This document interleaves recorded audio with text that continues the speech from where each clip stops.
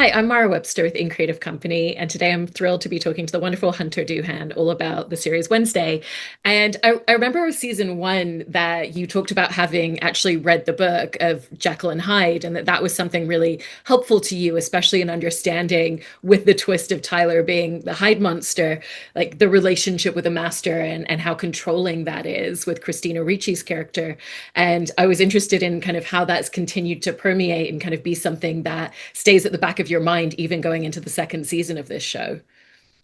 Yeah, I think going into season two, it's really interesting because they were kind of playing with this idea that they've locked him away, and the longer he's separated from his master, like the weaker their bond becomes. Um, and so I think for Tyler, like at the start of the season, it's all about, trying, he's like, he wants to escape and he wants to be free of having a master, I think is like the main goal. Yeah. And I obviously season one, because you had such a big twist at stake. I know that the showrunners kind of set up time and really talked you through Tyler's entire arc for the season. And I was curious if you had that same opportunity to kind of get a lot of the details to know where his arc was going for season two, or if that was something that was just so specific to that twist. No, I mean, Alan Miles, our showrunners, are so great and collaborative, and I think I think I'd gotten a few of the scripts before I landed in Dublin for season two, and then as soon as I got there, we like had a big meeting, and again, kind of they talked me through the whole season, and what parts are Tyler being under control, what he's really wanting, stuff like that. Yeah, so we did have that kind of meeting at the beginning again. Yeah, that's so wonderful. I also wanted to ask you about working with Daniel Himshoot, who was the stunt performer, kind of performing the monster side of things in season one. And I was interested if he was the same performer for season two and just what that collaboration looks like as he's transitioning into the monster side of himself. No, we had a new stunt team in Ireland, and um, yeah, I mean, it's funny because I kind of do my beginnings of hiding out, and then they call in whoever on the days, like kind of, on the stilts, and they have to, it's like he's literally like up on stilts on his feet and then crutches for his arms to have like just the full range of motion for them to then go in, kind of meld the two together with all the CGI. Um, yeah, it's always funny to like if people see the beginnings of those scenes before they're edited, like me trying to do my thing, and then I kind of just stop and trust that they're not gonna let it go on too long and be too awkward. It's so great too, because obviously in this season we get to see him, as you said, hiding out a lot more because Yeah. it's not a secret that they're trying to hold back from the audience this time. And I was interested in kind of just like the physical aspect and really finding what that transition looked like when you first had to discover it. Yeah, it's not something you cover in acting school. Like, doing like plays, and all of a sudden you get to set, and they're like, okay, how does one turn into a monster?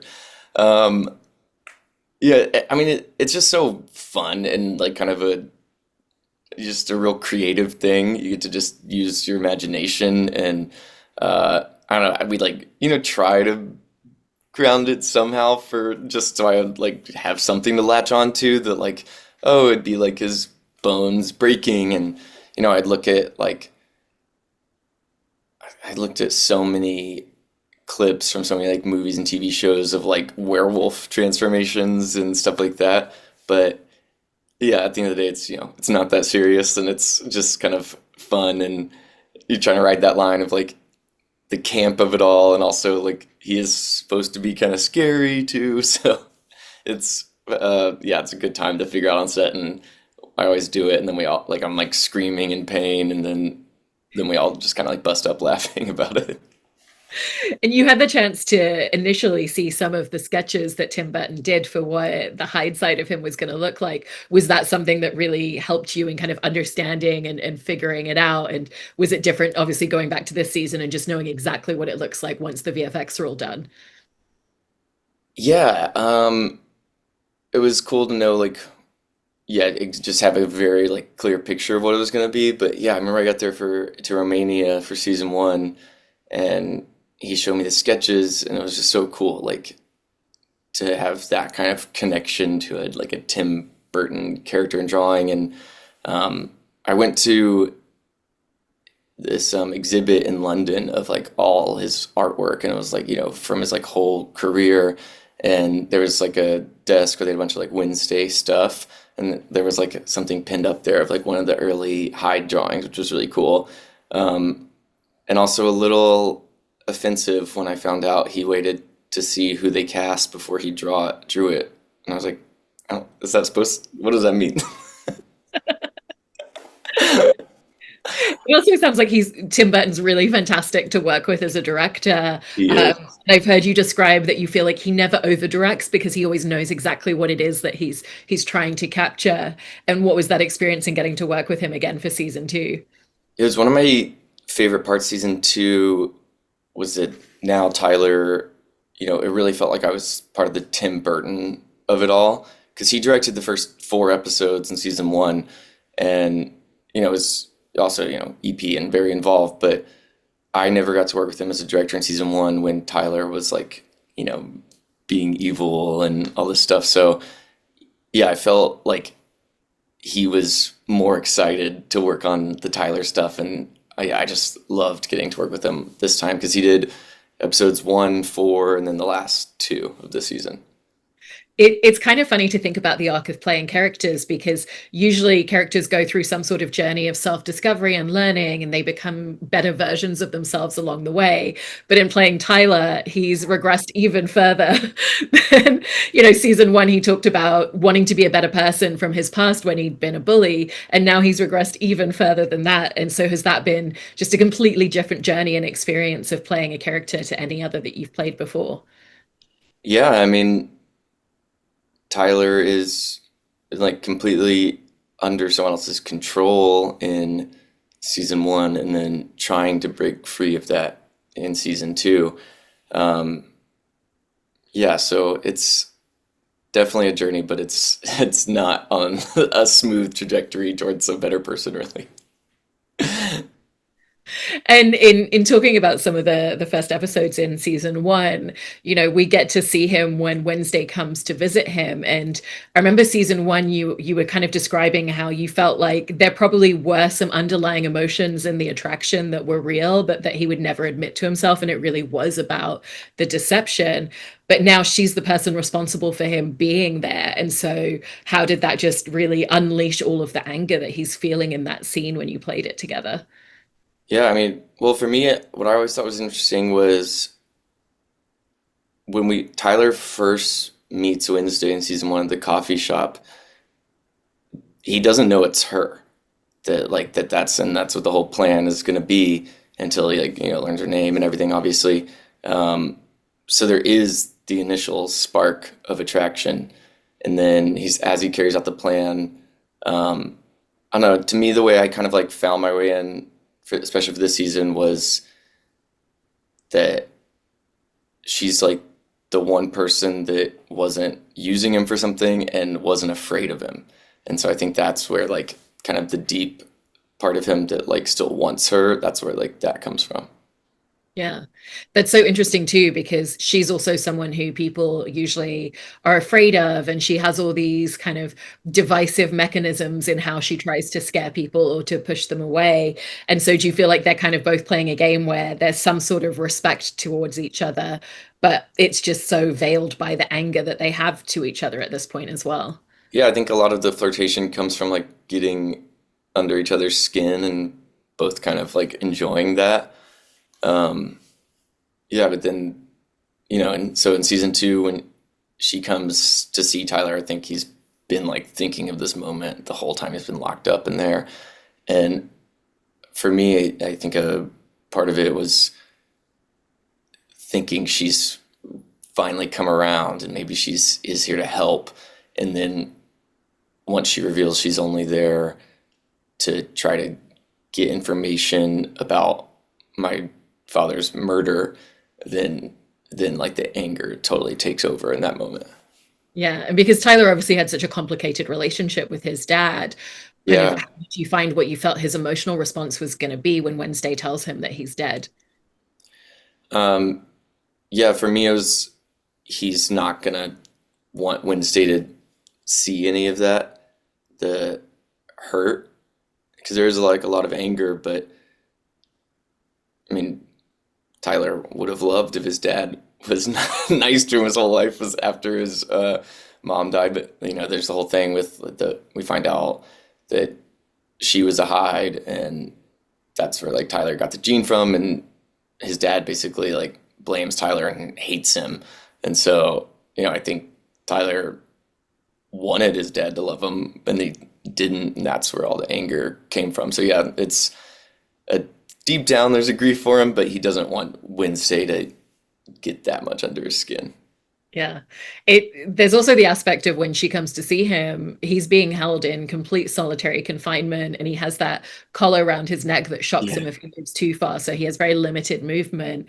What was that like for you playing those scenes and just kind of finding how you wanted to move around that space? So funny. Like, like chained up with these like fake chains, but I mean they did have to like secure it, and so they would cut and people would kind of like leave set and I would have to wait for the guy to come actually unlock me. And then we were trying to keep like the tension in the chains, and so they could like pull me back if they wanted, if I like got too close to where Wednesday was. And so there's like a team of guys just kind of holding the chains behind the wall. And there was like a lot of takes where we'd be like, oh, there's like not enough tension. It doesn't look scary, or uh, sometimes they were like holding them too tight, and I like would I'm supposed to like be walking towards her like all menacing, and I like would trip because there wasn't enough like, room. Yeah, so Jenna had a good laugh at me trying to be intimidating walking towards her like that. What was the overall experience working with Jenna on that scene together? Because there's so many emotions at play between your two characters. Amazing. I mean, I just love her, and she's so good. Yeah, just like I learn something every time I get to work with her, and the way she like turns and delivers that like last biting monologue all like in a single take, and it's so quick. Yeah, she's just good, and she just gets it all as a whole. And for me, like all the comedy in that scene, like it's funny because I like kind of am always setting up the jokes for her, and so Tyler like takes himself so seriously and says all this stuff, and then she just undercuts every kind of scary line. With the scene with Tyler and Wednesday when she comes to visit him and he comes over and he becomes Hyde at the end of of that scene. Well, he Did you? tries, and they Yeah, shock him because he starts the yeah. transition, and yeah, I think he wants to kind of assert that kind of power or whatever, and then it's also just fills him with rage out of humiliation, like he gets shocked and just like falls to the ground.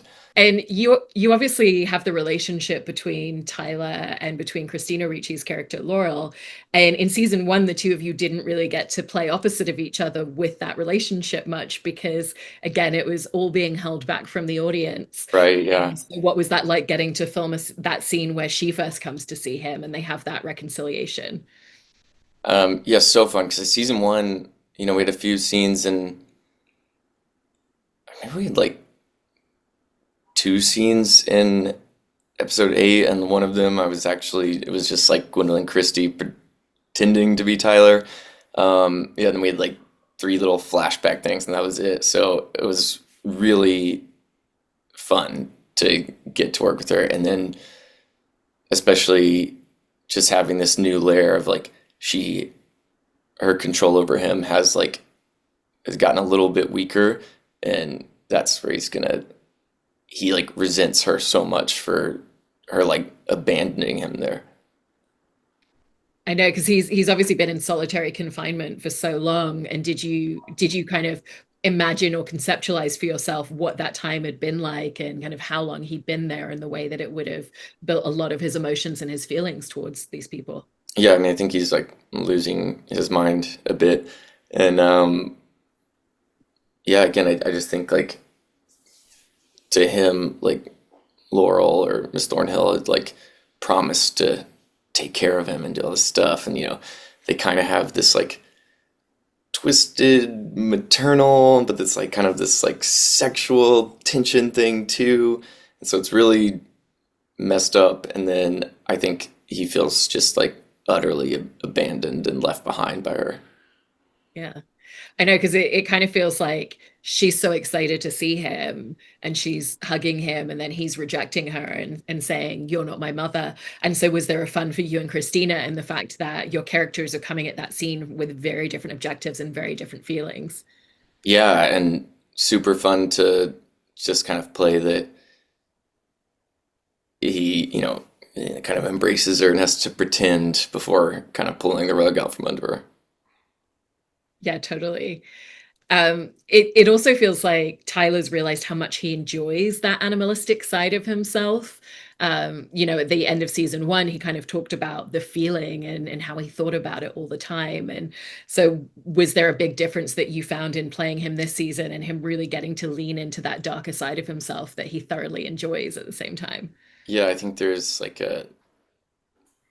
for someone that felt like abandoned and like powerless his whole life, having this kind of power, he it definitely feels, um, yeah, there's a kind of sick enjoyment from it for him for sure. I also feel like because he's in that confinement, that in watching those scenes, it feels like there's so much concentrated on your facial reactions in your performance because you're not able to move around the same way that you usually would in a scene. And was that a totally different experience for you in some regards? Yeah, it was interesting just, having these limitations on your physicality, especially like when, Wednesday comes to see him, and yeah, trying to find a way to like make him seem like volatile, and but he can't really do much, like, and that's where he played with things like he kind of like takes a step too far and gets pulled back, and yeah. And I know that you did a lot of work on kind of the inner aspect of him as a character and especially the animalistic side. But it feels like he's able to be so much more on the surface this season because season one, it was very much what's bubbling underneath the surface in this scene. And Hmm. so, how did that change the way that you were thinking about scenes where it was more about he's able to express everything as externally, it's not held in the same way? Yeah, I guess fun, and he kind of gets to like play a little bit more, but there's still there still is so much underneath, like, when Wednesday comes, like the attraction versus wanting revenge, and then when she tells him about his dad, like the hurt, and then kind of covering with the anger and acting like he just purely enjoys learning that he's dead. Um, yeah, it's just a fun character, and just always so much going on underneath the surface. I also feel like you do so much with just like the tone of your voice with the different sides of Tyler as well. There's a real difference in the way that he would speak and the way that he would talk when he was just trying to be a friendly, shy barista Yeah, yeah, compared to yeah. in season two. And how did you kind of find playing around with his voice and the different aspects of it? Yeah, I felt like in season one, like the Shy Barista, like it's like his like attempt at kind of being the most I don't know, most familiar, like recognizable version of like the cute boy that you would fall for, and like really leaning into that, and like just kind of boy next door to like make everyone think like it couldn't possibly be him. Um, and so then it's like fun to then like throw that like totally out, and then get to play this like totally darker side to him. And it sounds like it was a bit of a journey for everybody figuring out the tone of the show when you all first started filming. And I remember that you filmed a bunch of scenes that didn't make the final cut, but that felt a little bit darker, and said that that actually really helped you in finding that dance between the darker spaces and the more comedic tone of the show. And did that kind of really set the stage for you to kind of just fully step into season two in a different way, already knowing what that was? Yeah, I think seeing it like all put together and knowing kind of the tone of the show and how it's all gonna come together, definitely.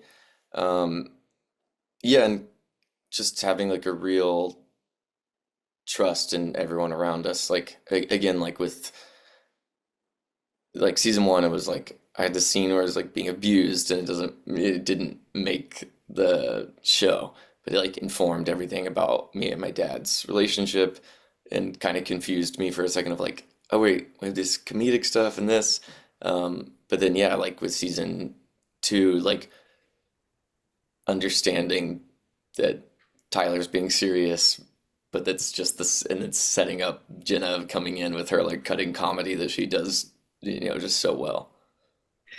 There's also so many aspects to this show that are so much larger than life, and Yeah. especially the character that you're playing. But at the same time, when you kind of pull all of that back, it's, here's this guy who, really misses his mom and has discovered this connection, but his dad never wanted to talk about it. And he wished his dad loved him more and that he was more accepted by people around him. And have you constantly found that there's just these very relatable kind of humanistic elements to connecting to the character, even if it is this story? Yeah. Yeah, I think there's a lot of just kind of like human things to latch onto as an actor. Yeah, and then you have to go in and then talk about the monsters of it all and try to make it believable. And like in that way, it's like the hardest like acting job, just like having all these supernatural elements. But yeah, underneath it, like that's the kind of stuff that you can latch onto and hopefully make them seem like a real person. Yeah. I know I remember you mentioning that you felt like Tyler was someone that could be both a victim and a perpetrator at the same time, which is one of the things that makes him so interesting in the show. Do you still feel that way where there's those two sides of him in the second season, or do you feel like it leans a little bit more in one direction? Yeah, I mean, I think those are like totally interconnected and kind of just this like horrible abusive cycle. Um, yeah, and I think that's, when Wednesday is just there to get information out of him and then isn't like reciprocating what he thought that interaction might go like, then it's just like another person like there to use him and not love him. So then, yeah, that unleashes all the worst sides of him again. And given that you were getting to step back into this character and, you've gotten to play him for a season and you know certain things about him, were there still challenges in kind of finding how to play him with some of the new things that this season was asking you to do? Yeah, I mean, we had such a long break. Um, I think there was 2 years in between wrapping season one and starting season two.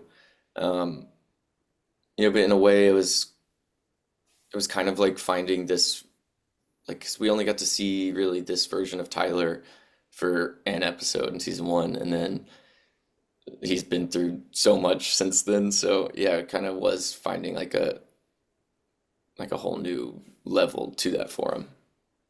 It also sounded like going into season one that it felt like there was a lot of pressure. It's such a revered kind of world that you were stepping into. Did you feel that similar pressure with season two, even after it was received so highly for the first season? Yeah, I mean, try not to think about it, but yeah, because like the fans of the show have been like so amazing, and we all knew it has taken so long, so we all just want them so desperately to like it as much or more than the first season. So there's definitely a pressure in that. Yeah. Well, you've done such a fantastic job in the first half of this season. I can't wait to see the second half when it comes out soon. And Thank you. congratulations on everything. Thank you so much, Hunter. Yeah, it was so lovely to talk to you again.